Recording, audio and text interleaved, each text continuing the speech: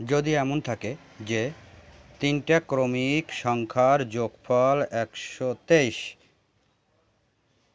ক্ষুদ্রতম সংখ্যাটি কত? তাহলে আমরা কি করব? আমরা যদি কখনো এই ধরনের প্রবলেমে পড়ি তখন সেটা আমরা কিভাবে সলভ করব? যদি আমরা দেখি ক্রমিক সংখ্যার যোগফল কত, ক্রমিক সংখ্যার যোগফল, তিনটি ক্রমিক সংখ্যার যোগফল হলো 123। আমরা কি করব? এখানে 123টাকে লিখে নেব, 123। দেন আমরা কি করব?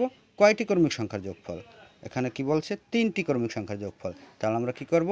123 লিখে নিয়ে আমরা ডিভাইডেড বাই 3। এখন আমরা কি করব? 3 দিয়ে 123-এর ভাগ দেব। তাহলে কত হলো? 3 দিয়ে 123-এর কাটাকাটি করলে 41। কত? 41। এটা হলো আমাদের মধ্যবর্তী সংখ্যা। তো আমাদের কি বলছে?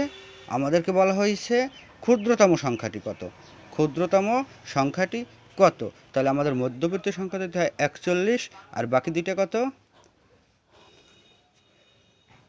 40, 40 আর কত? 42। 4 রিপিটে 2, 42। তো আমাদের বলছে কি ক্ষুদ্রতম সংখ্যাটি কত? তাহলে আমাদের মধ্যবর্তী সংখ্যা 41। আমাদের সংখ্যাটি হলো 40, 41, 42। তাহলে আমাদের ক্ষুদ্রতম সংখ্যাটি কত?